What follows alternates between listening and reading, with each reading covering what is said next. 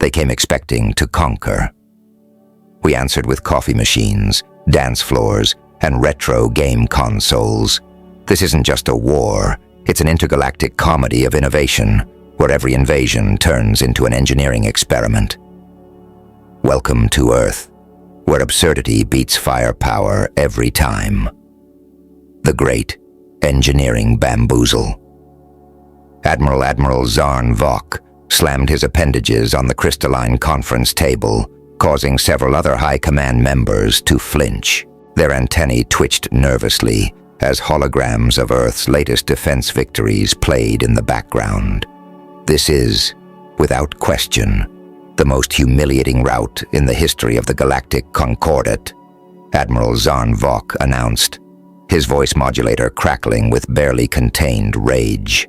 Would someone, anyone, please explain how a race that still thinks cat videos are peak amusement has managed to repel our finest battle fleets 6 times? Around the table, 12 of the most powerful military leaders in the galaxy shifted uncomfortably in their hover chairs. General Varn Tesh, always the brave one, raised a tentacle. Perhaps, sir, if I may suggest, they must have developed some sort of super armament. Admiral Zarn Vok's eye stalk swiveled toward General Varn Tesh with such speed that one of them actually made a whooshing sound. A super armament? Really? That's your brilliant analysis? Please enlighten us all about this mysterious super armament that somehow escapes all our scans. Commander Rel Vox, the youngest of the group, brought up a new hologram. Sir, reviewing the footage from our latest rout. Well, it's strange. Look at this. The hologram showed a human space station. As they watched, one of their most advanced destroyer-class ships approached it, arsenals charged. But instead of the station being destroyed, something bizarre happened.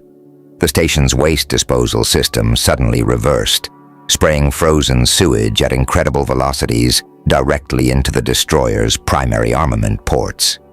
They turned their toilet system into a armament, Commander Rel Vox said, sounding both impressed and disgusted. Who does that? Humans, apparently, Admiral Zarn Vok growled. But that's not even the worst part. Show them the mining colony incident. A new hologram appeared, showing one of their elite strike teams attempting to take over a human mining facility on Mars. The humans, instead of surrendering, had somehow modified their mining lasers to emit frequencies that made the strike team's armor vibrate at exactly the right frequency to... Yes, Admiral Zarn Vok said, noting the horrified expressions around the table. They made our troops dance uncontrollably to something called Stayin' Alive. Council member Counselor Drax Fenn, the oldest among them, leaned forward. These cannot be mere accidents or lucky improvisations. They must have hidden technological superiority, secret arsenals, laboratories, underground research facilities. Admiral Zarn Vok's color shifted to a deep shade of frustration. We've scanned every inch of their solar system. No secret bases, no hidden super-armament facilitates, just humans. Humans with their ridiculous ideas and their constant need to take things apart and put them back together in ways that give me stress molts. Then what do you suggest?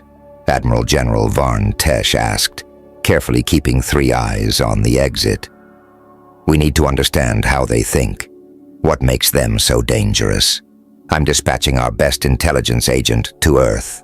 Special Agent Lor Ven will infiltrate their engineering facilities and discover the source of their capability. Agent Lor Ven. Counselor Drax Fenn's antennae stood straight up in shock.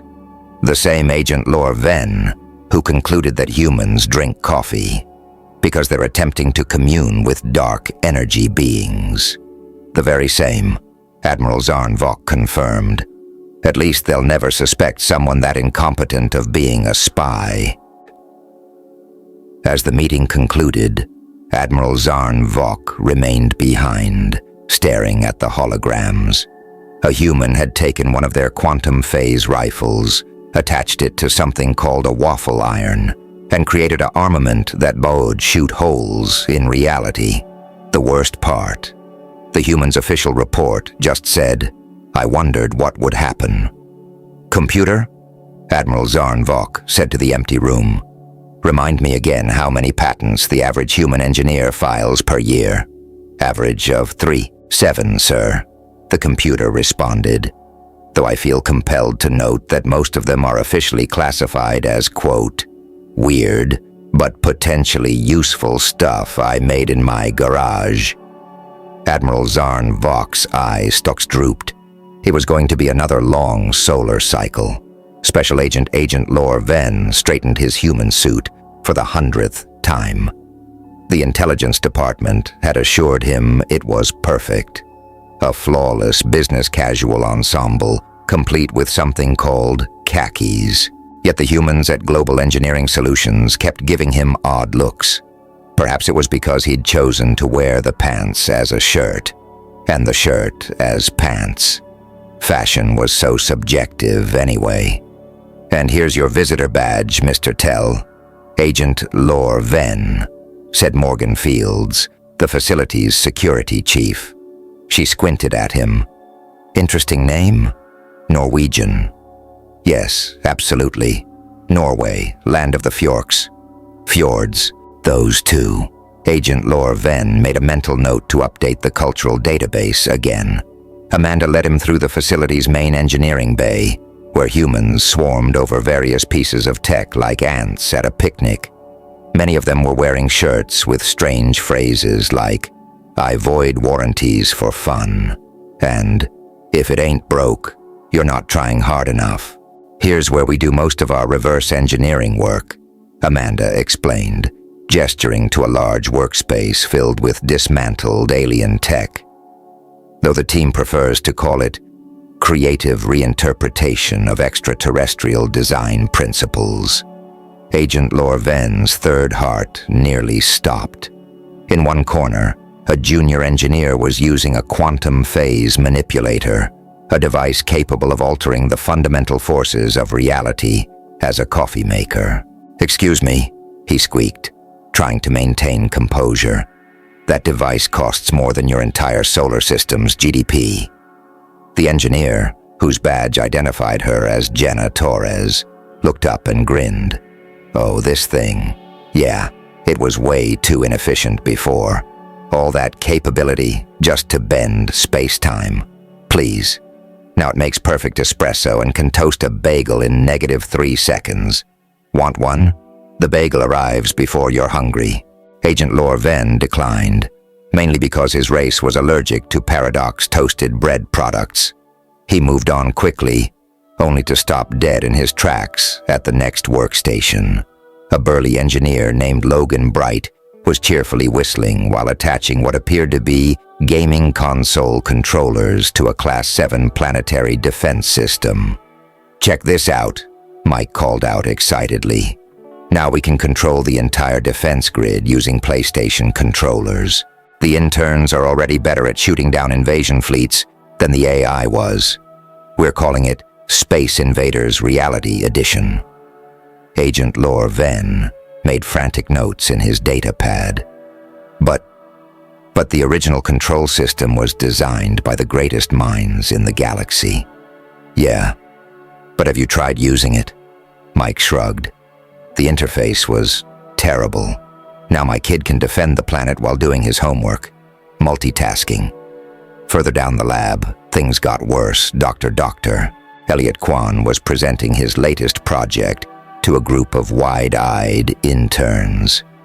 "So I noticed the alien capability cores operate on a pretty basic matter-antimatter reaction principle," Dr. Chen explained, pointing to a holographic diagram. "Honestly, kind of disappointed. Anyway, I figured out you can boost efficiency by 300% if you run the reaction through a modified Nintendo 64 cooling fan and a Starbucks straw." "That's impossible," Agent Lor Ven blurted out, forgetting his cover for a moment. Dr. Chen raised an eyebrow. "Impossible. Hold my coffee. Actually, never mind. It's about to arrive 3 seconds ago, thanks to Sophia's quantum espresso machine. By the time they reached the experimental improvements section, Rixtel was fighting a full-scale panic attack. A team, led by Dr. Darter, Ray had taken a standard-issue alien force field generator, and through what they called aggressive percussive maintenance and duct tape engineering, turned it into what they dubbed a selective physics negotiator. Watch this, Dr. Martinez demonstrated by flicking a switch. A bubble of energy formed, and inside it, gravity began working sideways. We've got it running on Arduino now, plus it makes great mood lighting for office parties. As Amanda led him back to the security desk, Rixtel caught sight of one last horror. A bright-eyed intern was using broken pieces of a hyperspace communications array too. Is that young human making a Twitter bot? Oh yeah, that's Noah Lynn's side project. He figured since it could send signals faster than light, he might as well use it to post memes before people realize they want to see them. Back in his cloaked ship, Rixtel composed his report to Admiral Zarn Vok with trembling appendages. Sir, the situation is worse than we imagined. They're not developing super arsenals. They're taking our most advanced tech and improving it with primitive Earth components. They're not even following proper engineering protocols. Yesterday, I witnessed a senior engineer solve a quantum tunneling equation on the back of a pizza box. The solution was correct, and the pizza was still warm. He paused, then added, "Most alarming development. They've started selling modified alien tech on something called Etsy. Current bestseller is a quantum uncertainty Heisenberg compensator, being marketed as a perfect pickle fermenter. 5-star reviews. Our invasion fleet's stealth tech has been reduced to artisanal food preparation. Recommend immediate withdrawal from the Sol system. These humans don't think like us, sir. They don't see tech as something to perfect. They see it as something to play with. And somehow, impossibly, their playful enhancements work better than our original designs. P.S. Bringing back several quantum espressos for analysis. They taste impossible, but in a good way."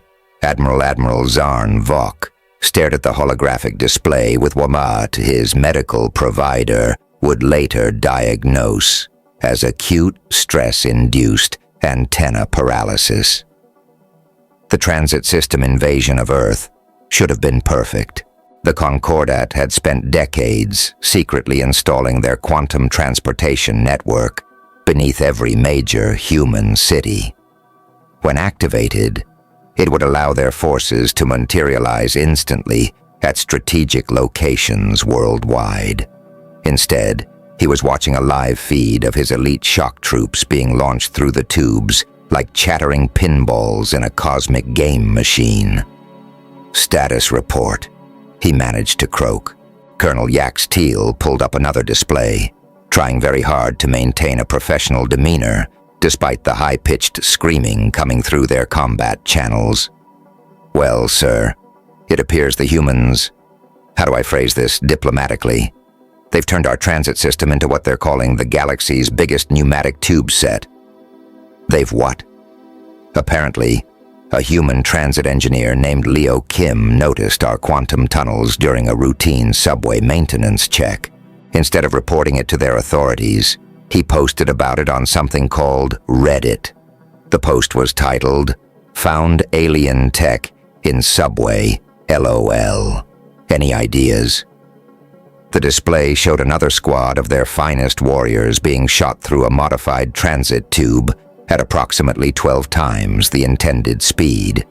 Their battle cries Doppler shifting into squeaks as they passed. Within 6 hours, Yax Teal continued, the humans had formed what they called a hackathon. The winning team was led by Dr. Talia Moon and her graduate students. Sir, are you sure you want to hear this?" "Continue," Admiral Zarn Vok said, reaching for his stress relief squeeze toy. They reversed the quantum field generators, linked them to an old Nintendo capability glove controller, and turned the entire transit network into what they're calling Super Mario Tubes, Reality Edition. Our troops are being redirected through the system like, and I quote, bonus-level capability ups.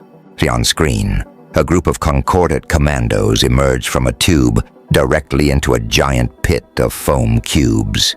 A sign above read, Ball Pit Brigade Landing Zone. Please remove armor before entry. But that's not the worst part, Yaxteel said, bringing up another display. Remember those new prototype phase-shift rifles we equipped the troops with? The ones that cost more than 3 solar systems to develop? Yes. Why? The humans noticed they emit a specific frequency when fired. A team led by Dr. Ian Brooks modified the transit tube harmonics to, well, perhaps you should just watch. The display showed a squad of Concordate troops attempting to fire their arsenals. The moment they pulled the triggers, the modified transit tubes resonated at exactly the right frequency too. Are they dancing? Admiral Zarn Vok asked in horror. Yes, sir. The humans have effectively turned our entire invasion force into what they're calling the intergalactic flash mob. It's already trending on TikTok. Commander Nix Atta burst into the command center, waving a data pad frantically. Sir, the humans have started selling tickets. Tickets? Admiral Zarn Vok's eyes stalks crossed in confusion. Yes, sir. They're marketing it as the universe's most expensive theme park ride. Humans are paying premium prices to ride through our quantum transit network. They've added loops, corkscrews, and something called a triple helix death spiral of fun. That's supposed to be a military transport system, Admiral Zarn Vok shrieked. Tell that to the gift shop, sir. They're selling t-shirts that say, I survived the Alien Express and all I got was this lousy t-shirt. The situation deteriorated further when a team of human inventors led by Sarah Walsh discovered that the quantum tunnels could be used to create what they called a planetary game of sock basketball. Update from Sector 7, sir, Yaxteel reported grimly. The humans have organized an international tournament. Teams are using our transit tubes to play something they're calling quantum Quidditch. They're using our phase-shifted troops as the balls. On screen, another squad of elite warriors whooshed past, their battlefield communications consisting mainly of "we." But how? Admiral Zarn Vok demanded. Our systems are protected by quantum encryption. It would take a supercomputer the size of a moon to hack them. About that, Sir Nix Atta said nervously. Apparently, a teenager named Ryan Cho broke our encryption in under an hour using something called a Raspberry Pi and an algorithm he wrote while waiting for his hot pocket to cook in the microwave. The final blow came when Dr.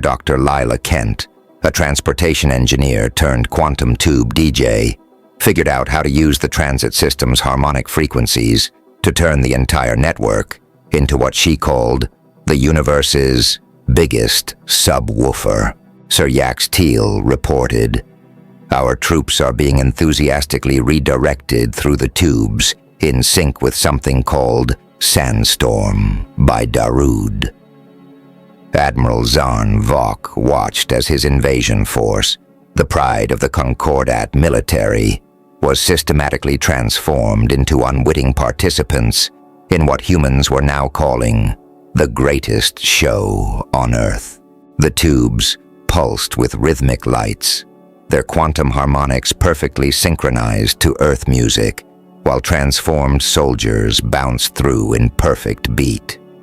Send the abort signal, he finally ordered, his voice hollow. About that, Sir Nix Atta said. The humans have changed all our command codes to references from something called The Hitchhiker's Guide to the Galaxy. We need to answer the question, what is the meaning of life? the universe, and everything, to regain control. And they keep rejecting our complex philosophical answers. Apparently, it's just two. As if to punctuate this final indignity, the main viewer showed a massive group of humans riding the modified transit tubes, all wearing shirts that read, "Thanks for the quantum roller coaster, space friends." "Should I update your calendar?" Sir Yax Tahul asked carefully. The humans are requesting a meeting to discuss season pass prices and possible franchise opportunities. Admiral Zarn Vok just stared at the chaos unfolding on the screens, watching as humanity turned a meticulously planned invasion into the galaxy's most elaborate amusement park. "You know what the worst part is?" he finally said. "Sir, their safety record is better than ours." In the background, another squad of troops whizzed past to the tune of "Never Gonna Give You Up," their armor adorned with hastily applied souvenir stickers from the gift shop. "Target the human space station's life support systems," Admiral Zarn Vok commanded, certain that this time, finally, their plan would work. Without oxygen, they'll have no choice but to surrender. The massive Concordat warship, pride of rational engineering, moved into position near the International Space Station Beta. Their sensors showed minimal defenses, just a few basic shield generators and what appeared to be a modified coffee machine strapped to the hull. Lieutenant Rax Vol reported, "I'm detecting unusual energy readings from that coffee machine." "Ignore it," Admiral Zarn Vok snapped. "Focus on the life support systems. Fire when ready." The warship's main cannon powered up, its quantum-tipped projectiles designed to pierce through any known shielding.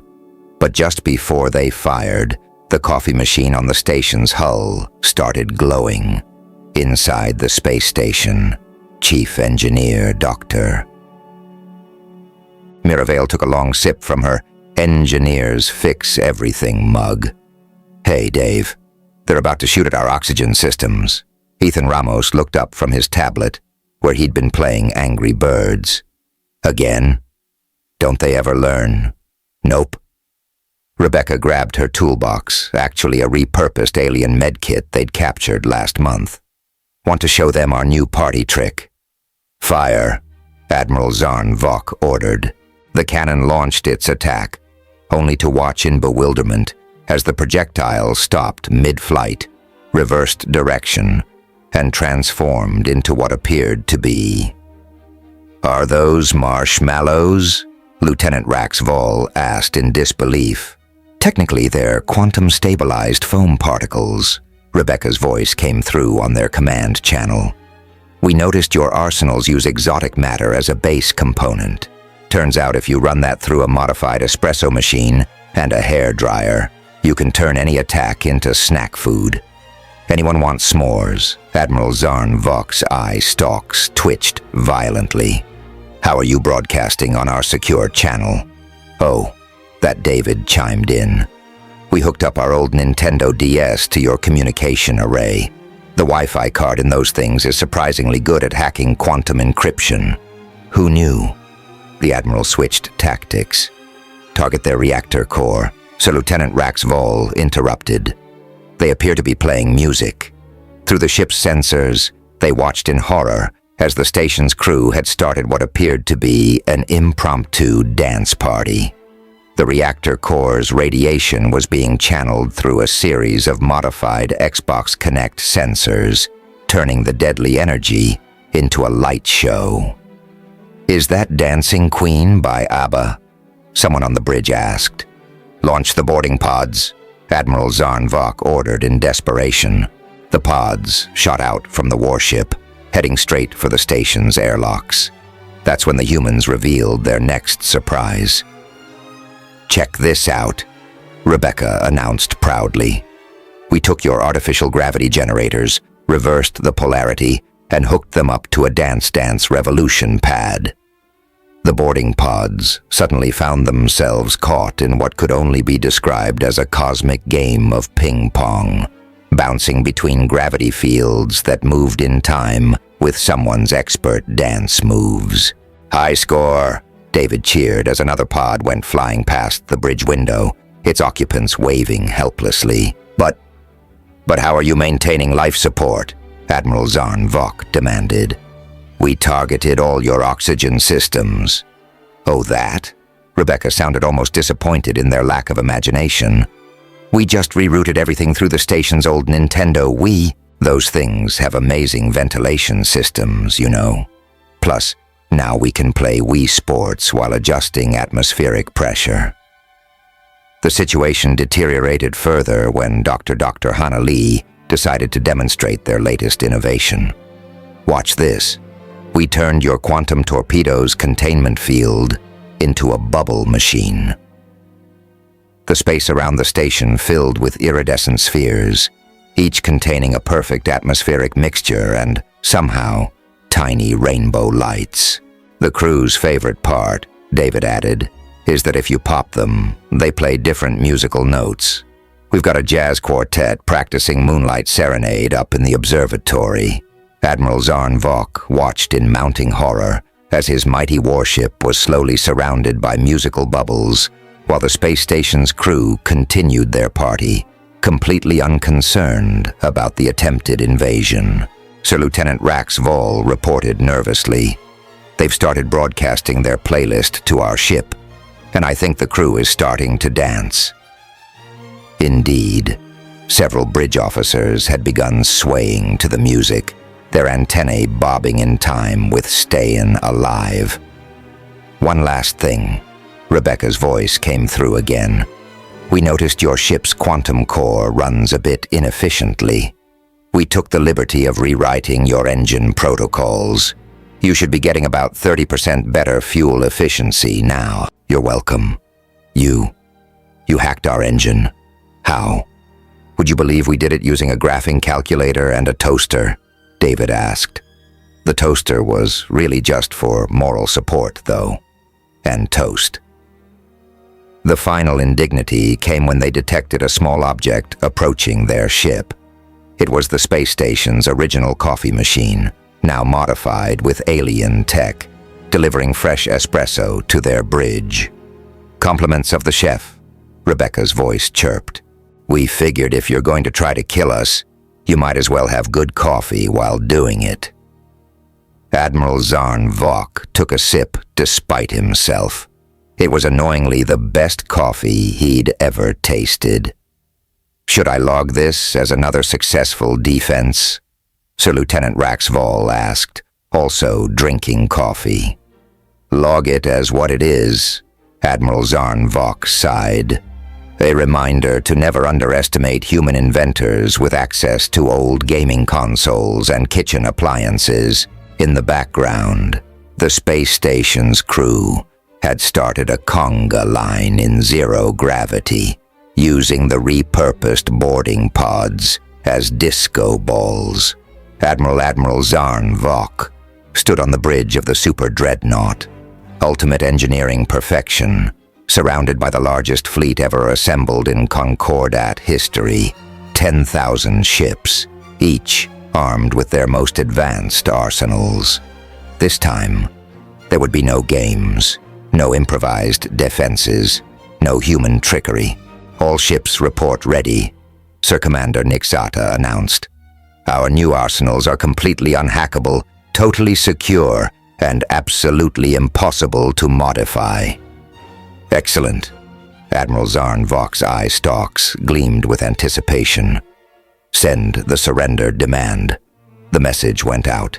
Moments later, a response came not through their quantum communications array, but apparently broadcast through what seemed to be a modified karaoke machine. "Hey there," the cheerful voice of Dr. Felix Gray, Earth's chief defense engineer, filled the bridge. "Before you start shooting, want to see what we've been working on." Before Admiral Zarn Vok could respond, space itself seemed to hiccup. Thousands of objects suddenly appeared around Earth's orbit. The tactical display went crazy trying to classify them. "Are those washing machines?" Commander Rel Vox asked in disbelief. Technically, they're quantum tunneling field generators, Alex explained. But yeah, we built them from old Speed Queen washers. The spin cycle was perfect for generating localized space-time distortions. Admiral Zarn Vok slammed his appendage on the command console. Fire the planet Cracker Beam. The Super Dreadnought's main armament powered up, its unstoppable energy beam lancing out toward Earth. It hit the field of modified washing machines and started doing the laundry. Thanks. Alex's voice was annoyingly chipper. We've been looking for a good way to clean our quantum phase uniforms. Those things are tricky to wash normally. Launch the time displacement torpedoes, Admiral Zarn Vok screamed. The fleet launched their temporal arsenals, designed to trap targets in endless time loops. They watched in horror as the torpedoes were caught by what appeared to be an array of modified game consoles. Oh, neat. Your time arsenals work great with our Mario time trial setup. This time it was Arya Tran, lead arsenals analyst. We took a bunch of old Nintendo GameCubes, reversed their internal clocks, and now we're using your temporal energy to speedrun Mario Kart. Current record is -3 minutes. Admiral Zarn Vok's color shifted to deep ultraviolet with rage. Deploy the Reality Ripper bombs. The fleet launched their most devastating arsenals, designed to tear holes in the fabric of space-time. They approached Earth's orbit only to be intercepted by pizza ovens. We noticed these things run hot, came the laid-back voice of Chief Technical Officer Grant Sawyer. So we figured, why waste all that energy? Now they're powering our orbital pizzeria. Anyone want a slice of Quantum Ripper pepperoni? Things got worse when Dr. Talia Moon unveiled humanity's piece de resistance. Remember those prototype armament designs you left in your encrypted databases?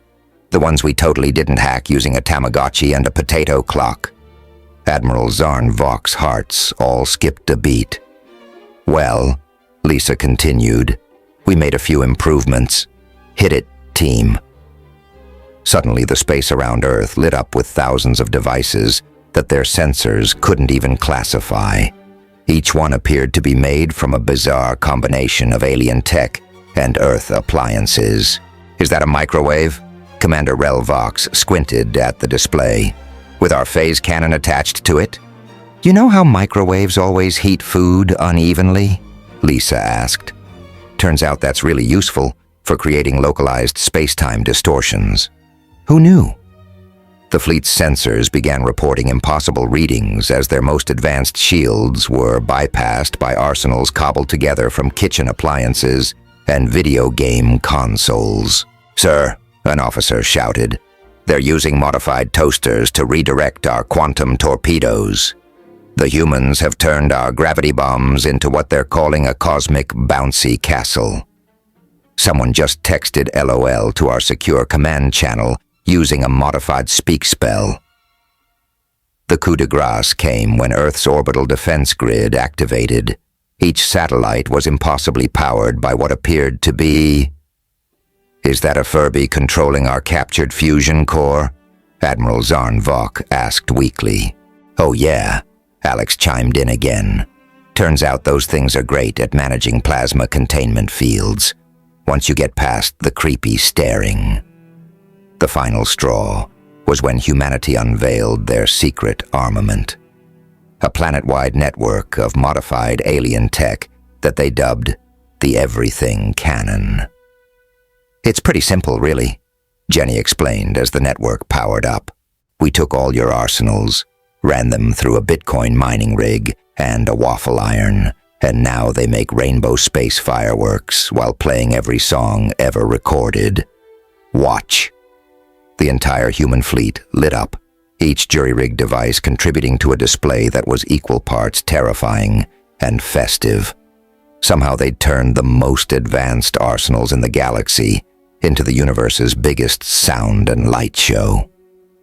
Oh, Mike added, and we fixed that annoying rattle in your fleet's quantum drives. Should run about 50% more efficiently now. You're welcome. Admiral Zarn Vok stared at the tactical display, watching as his mighty armada was systematically neutralized by household appliances and obsolete electronics. Some of his ships were now playing something called Pong with their arsenal systems. "Sir," Commander WarpVox asked carefully, "should we perhaps consider a strategic withdrawal?" "No," Admiral Zarn Vok sighed, watching as a modified crockpot somehow contained a quantum singularity. "Send the surrender message and ask them if they're willing to share some of those engineering upgrades. Already drafted a tech exchange treaty," Alex responded cheerfully. "We can start with showing you how to turn your fleet's backup generators into the galaxy's biggest karaoke machine. Trust me, it's awesome." As if to demonstrate, Earth's entire defensive network lit up in synchronized patterns while playing Don't Stop Believin' by Journey, 1 month after what humans had dubbed the Great Space Disco Defense. Admiral Zarn Vok found himself sitting in Earth's primary engineering facility, watching in bemused resignation as his former enemies cheerfully upgraded Concordat tech. "And if you connect these wires like this," Mirabel demonstrated, using a Hello Kitty soldering iron on a quantum phase regulator, "your ships can now make perfect French fries while traveling at light's speed." The Admiral's report to the Galactic Concordat High Command lay open on his data pad. "After extensive analysis, I must conclude that we fundamentally misunderstood the human threat. We expected super arsenals. We prepared for ultimate devices of destruction. Instead, we found inventors who look at the most advanced tech in the galaxy and ask, 'Yeah, but can it play music?'" He paused his writing to watch Dr. Felix Gray demonstrating their latest innovation to a group of stunned Concordat scientists. They had somehow turned a planet cracker beam into what they called a galaxy's biggest laser light show / pizza oven. "The humans don't see tech as something to perfect," his report continued. "They see it as something to play with, improve, and most bafflingly, combine with their primitive devices to create something entirely new. Their engineering motto appears to be, 'What if we tried this?' followed by, 'Wouldn't it be cool if—'" Across the room, Arya Tran was teaching alien technicians how to upgrade their quantum computers using parts from old Game Boys. Somehow, the processing capability had increased by 300%. Most critically, we must acknowledge that human engineering capabilities now exceed our own, precisely because they don't follow our rules. They've turned our arsenals into amusement systems, our military tech into household appliances, and somehow made everything work better in the process. Grant Sawyer walked past, carrying what appeared to be a temporal displacement device attached to a toaster. "Check it out," he called out. "Now you can have your toast tomorrow, yesterday, or next week. Still working out the paradox bugs, though. Sometimes the bread arrives pre-buttered before you butter it." Admiral Zarn Vok added a final note recommendation. "Immediate tech exchange program with Earth, focused on their weird but it works engineering principles. Also, suggest mandatory installation of cup holders in all future warships. The humans are right. They really do make everything better." He signed off just as the facility's lights dimmed. Talia Moon had finished installing their mood lighting system, powered by repurposed alien antimatter reactors, naturally. "You know what your biggest mistake was?" Rebecca asked, sliding a cup of quantum-enhanced coffee across the table to him. "Attempting to conquer Earth?" "Nah," she grinned, assuming that better tech means more complicated tech. Sometimes the best solution is just duct tape, a microwave, and a sense of adventure. As if to prove her point, the coffee machine behind them made a sound suspiciously like a purring cat before teleporting the empty cups directly to the dishwasher. Admiral Zarn Vok took a sip of his coffee, which somehow tasted like victory and humble pie simultaneously. To human engineering, he said, raising his cup. To making the impossible possible, Rebecca replied. One weird upgrade at a time.